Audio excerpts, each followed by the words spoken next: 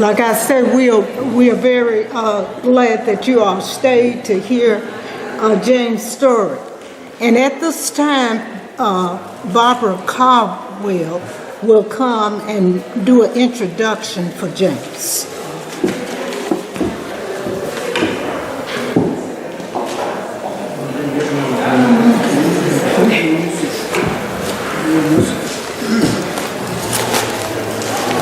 Good morning. Did I hear good morning? Good morning. All right, sounds better. Did I do it right, James?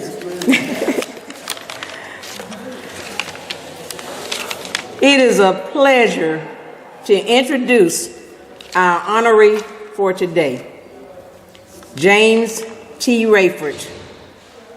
He is being honored for dedication and loyalty of service to churches, schools, and organizations in Mississippi and beyond.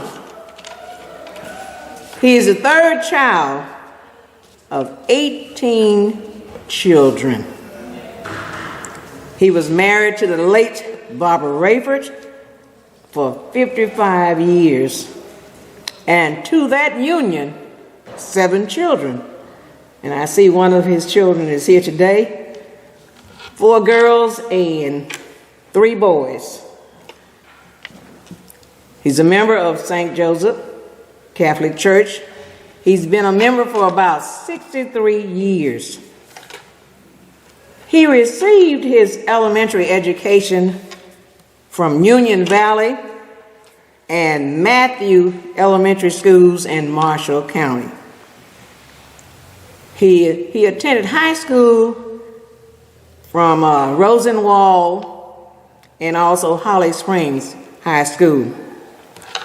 He received a Bachelor of Science degree from Mississippi Industrial College and Rusk College, and went on to receive his master's degree in health science from Oxford, from the University of Mississippi in Oxford, excuse me. He had so many accolades and honorees. I'm not going to take all day because it will take all day, but I'm going to let him take all day if you allow him. His master's degree was in health, physical education, recreation, and dance. He has been a coach, a facilitator, a teacher in high school, an instructor, and at Rusk College, and others. He'll let you know the other things. But he has been a member of the Legion of Mary we used to have here at St. Joseph, Knights of Columbus. He has been a facilitator for evangelization. He is a member of he's an associate for the School Sisters of St. Francis, as well as other organizations. He leaves us every time he talks. He can't talk too much, but every time he talks about living your faith, loving your faith, and practicing your faith. And that's something to do. That's what we all must adhere to, our faith. So I believe he's a true believer in faith in our God and helping people. That's what he does. He helps the communities throughout. He is there. And not only this, with his 7 children, he has left a legacy. And he's still leaving that legacy. He's adding to that legacy. But without further ado, some of us call him Daddy, some Father, some JT, some brother. He is JT Rayford. So let's welcome our speaker for today, JT Rayford.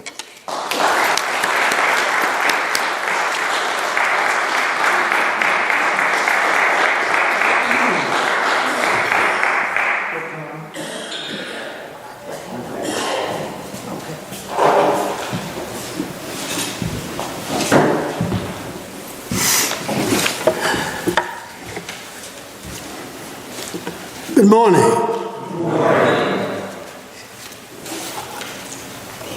You know, I know it's not as many in here, but I believe there are more voices in here than what I've heard. You know, when you greet somebody, you want to hear a response. Good morning. That we talking about. I believe you now. I believe you now. Thank you, Mrs. Caldwell, for those remarks. But first of all, let me give thanks to our Catholic Church, recognizing from the head of our church, which is Pope Francis, trying to keep the gospel of Jesus alive in the world today. Then we want to recognize also our Bishop of Mississippi, Pope Bishop Copas. I met him several times. We had a personal talk. Fine bishop. And we at Mississippi, as you heard this morning, want to keep the light burning from a Catholic point of view. And I also want to thank the Sisters of St. Francis who came to Mississippi 75 years ago and began teaching and doing all the things that we as people need to hear and know. Also, I want to thank my sisters and brothers here at St. Joseph Church. You know, Mr. Caldwell said something about living your faith, believing your faith, and sharing your faith. That's what it's all about. So I'm not going to speak long because she's already told you who I am. She told you my family. But I'll just tell you maybe a little bit more. Other than that, if you have questions, I'll be happy to respond. Well, you know, I was born and reared in Marshall County on the farm. Many of you don't know anything about cotton picking, chopping cotton, plowing. I did those things. And I did it with honor because my parents they lived on the farmer. But, you know, I learned much on that farm what I'm doing now because my father and mother laid a legacy for us to know how to live. And how to live means learning how to work. Because when you work, you become independent and not dependent. And that goes for all of us, in regard to ethnicity. So I try to pick up on some of those remarks from my father and mother, and I kind of carry them out through my life. If you heard Mrs. Caldwell mention about my early education beginning in Marshall County at Junior Valley Elementary School and Matthew Elementary School. See, back in those days, we didn't have a bus. We had to walk. From my home to the school was 2 miles. Had to walk those distance. But now, the bus comes right by your door. You don't have to walk no more than about 15 or maybe 25 steps for some, and you're on the bus. But we were so happy to have an opportunity to go to school, to learn, so we can be the person that God created us to be. Because knowledge is that power that really help you to develop who you are. we call it your character. Your character, who you are. And that's every day. So you have to work on that every day. So after living on the farm, getting those experience out in the field, I said, I want to go to school. Well, where I live, the school was from grade 1 to 8th grade. When you finish 8th grade, where are you going? Well, we live about 20 miles from Holly Springs. So I had some cousins that live here in Holly Springs. So my mom said to me, she said, son, I know you want to go to school, but we don't have no way of getting you there because we don't have transportation. I said, well, Mom, you have a cousin living in Holly Springs. I would like to go. She said, son, what you want to be? I said, Mom, immediately, I said, Mom, I want to be a lawyer. I want to be a lawyer. Because so much injustice was going on. So many problems were going on. That was in 1954. I said, I want to be a lawyer. My mom quietly looked at me. She said, son, I want you to be a teacher. I didn't say, why? I said, yes, Mom. Everything else is history. So I began that journey to want to be a teacher. So I want to be a teacher because I want to be the best teacher that I could be so I can help somebody along the way. So I chose that vocation. And since that, I have not felt bad 1 second for accepting that career as a teacher. Because we're not bragging or boasting, but teachers teach all of us. All the careers or whatever you want to be in the world, you got to go through the process of somebody got to teach you some kind of way. So I chose that field, and of course, here I am. So with that, I began to take on responsibilities and do different things. My first job was in the public school in Baldwin, Mississippi, at Lee Prentice High School. A school of about 500 students, grade 1 through 8th, grade 1 through high school, 12th grade. So I coached there, taught there, about 2 years or 3 years. But I always wanted to come back home. I don't know for whatever reason, but I always wanted to come back home. It wasn't about going to Memphis, Arkansas, Florida, all these places to get a job to make a little more money.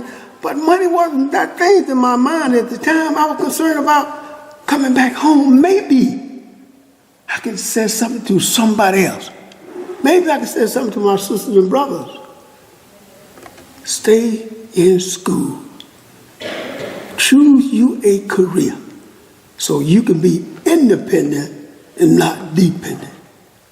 So, St. Mary school here, Catholic school, that in fact, that's where I did my practice teaching, at St. Mary, under those beautiful sisters of St. Francis and the priest of Sacred Heart. And by the way, I want to thank the Sacred Heart priesthood and its administration for continuing this journey for all of us here in North Mississippi. So, after 2 years in the public school, Sister Brenda at that time was the principal at, Sister, one of the other sisters, but she was Sister Brenda was a teacher. Sister Lamona was the principal. So they said, we have a opening in 5th grade. I said, you do? I'm going back home. So I came back home, started teaching at St. Mary, grade 5. Then I worked with the coach, started having the Junior Varsity Basketball team. But something happened to me after I got to St. Mary. I really didn't want to, St. Mary was a school that I envisioned forever because the sister was so dedicated, so loyal. It was just, everything was just, I said, I want to be able to do something like that too, So, there was a program at Russ College, and I went there for a summer section. And the president was the coordinator and president of Russ College. So my wife was, she was a secretary to the dean of students.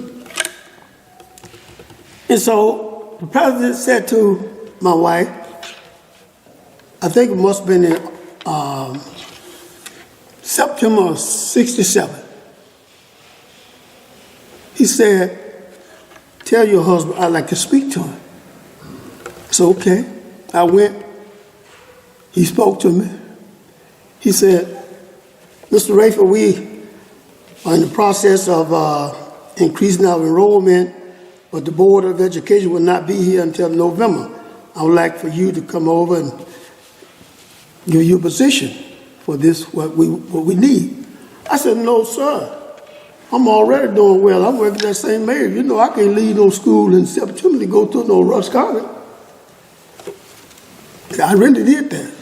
So I went on back home, started back, worked at St. Mary.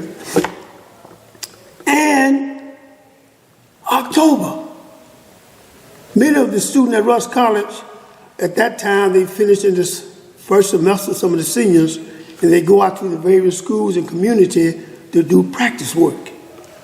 So one young man from Russ was doing his intern on my leadership. So the president called my wife again, said, tell your husband I want to speak to him. I went over. He spoke, same old thing.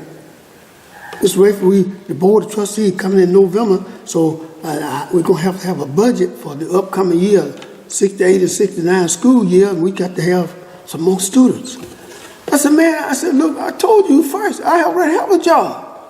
I'm not going to leave St. Mary in the middle of the school year.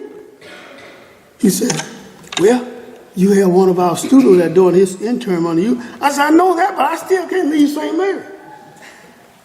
And so, but anyway, I turned it down.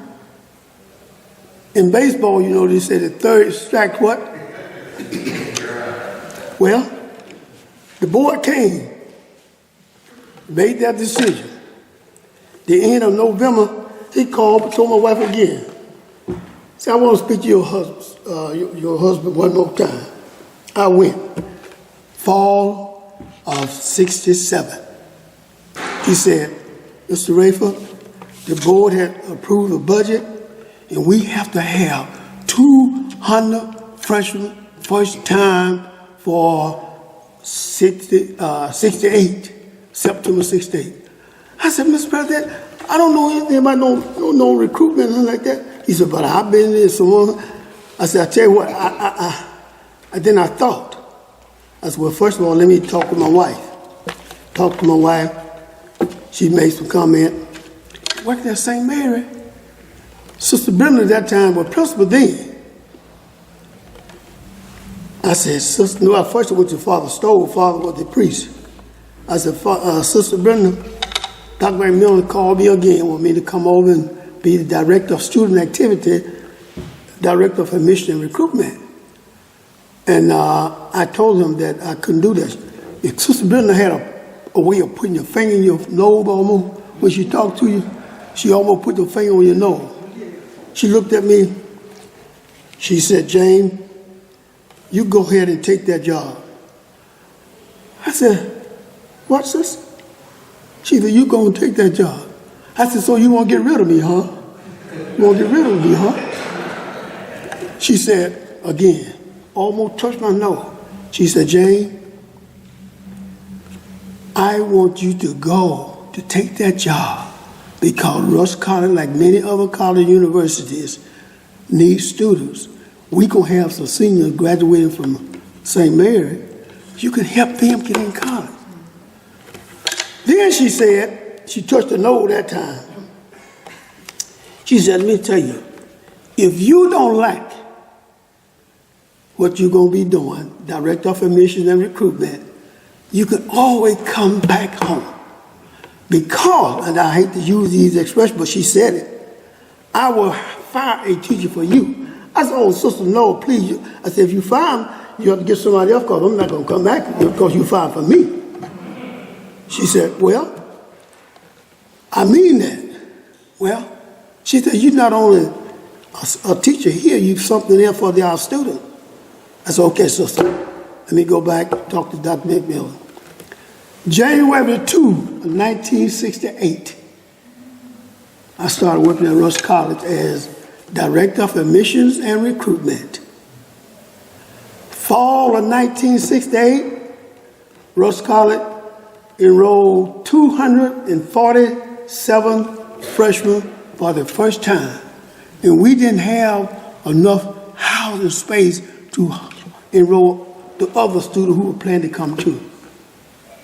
That's a fact. So, I stayed at Rush, and then they said, I want you to teach.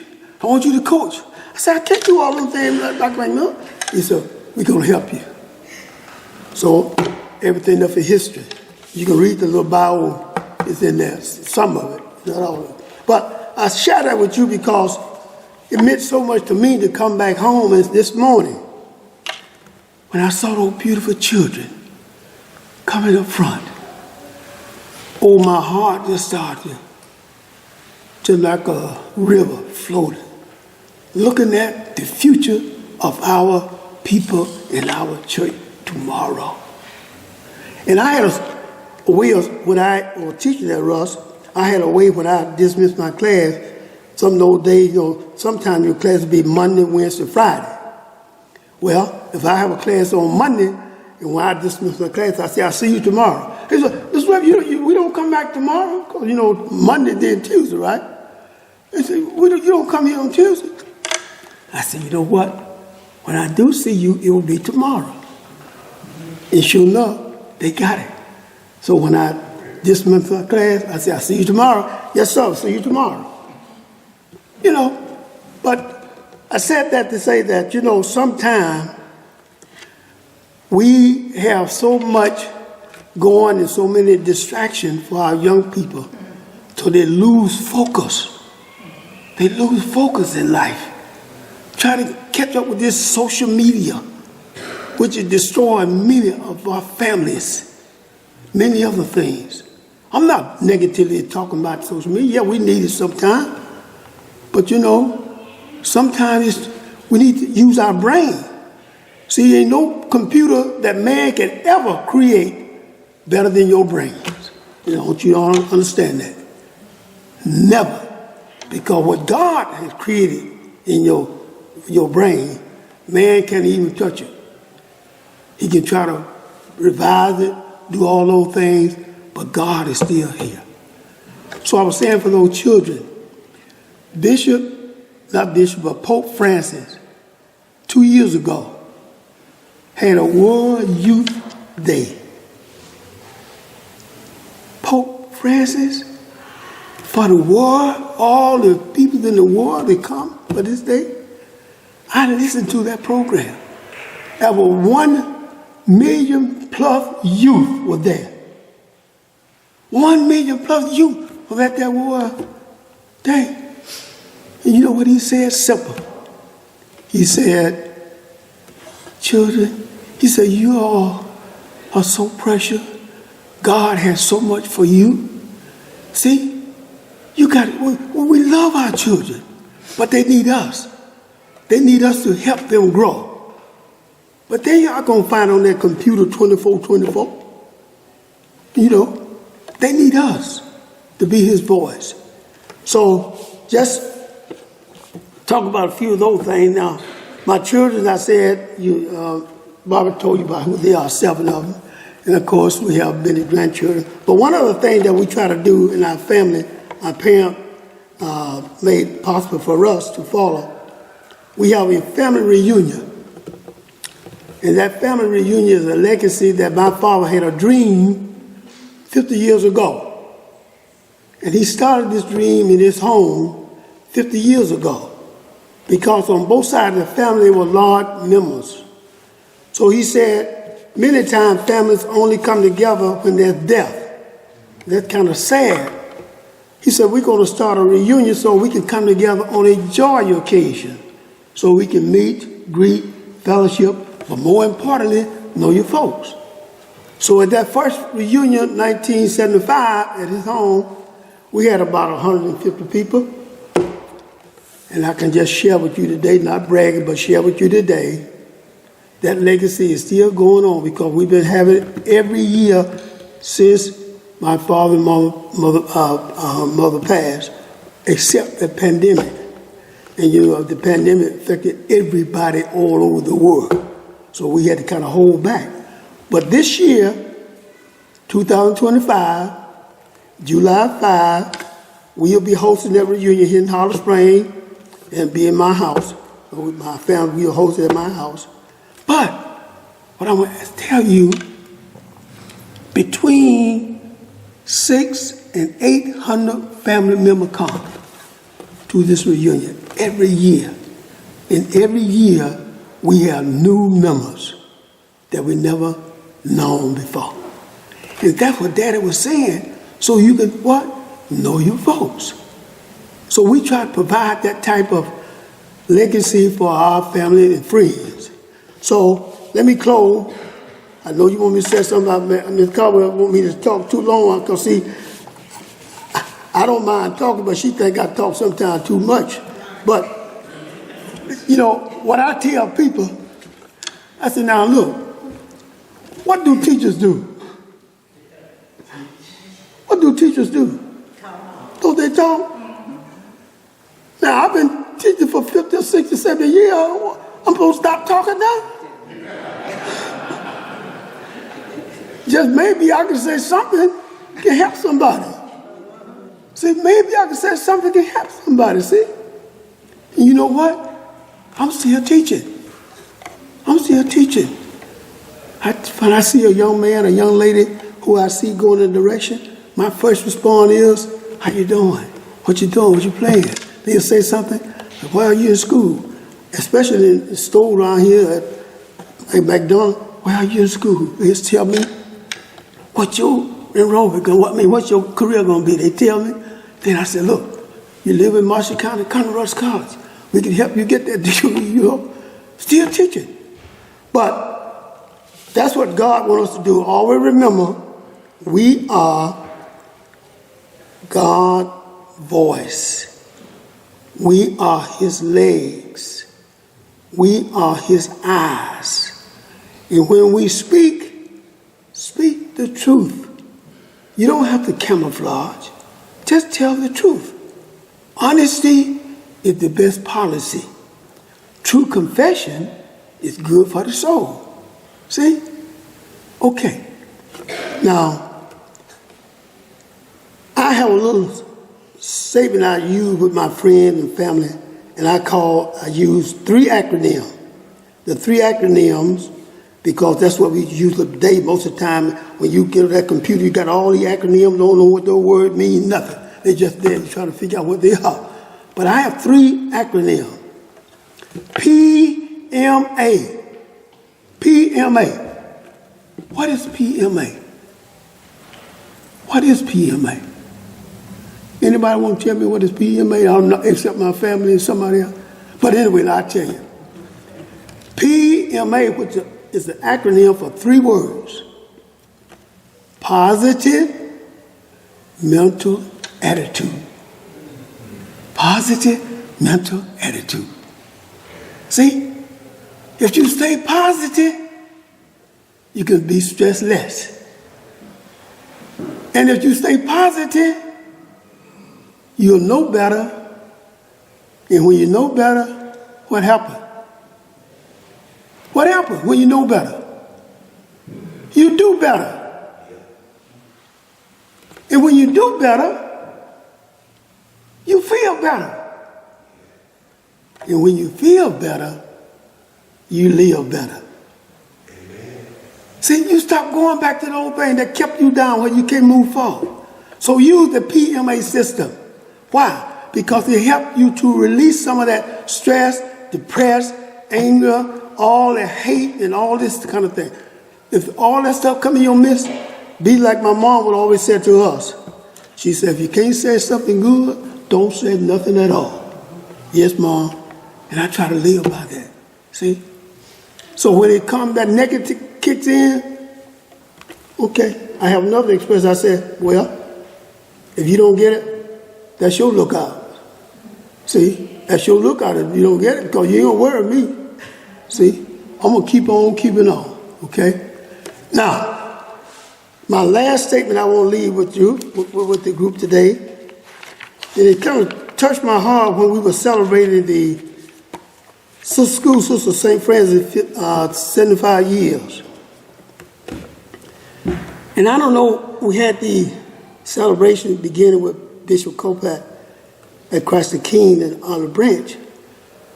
And as the readers were reading different parts, I underlined a few things. And you know what I had underlined? The old word came out. Somebody spoke the old word while I was there, while we were there. So I'm going to leave these words with you. Paul, as you know, many times when he began speaking, he said, brothers and sisters. Brothers and sisters, I like that. I like that. But Paul was speaking to the Philippians, and he was just sharing with them what Jesus had said and what he had done while he was here.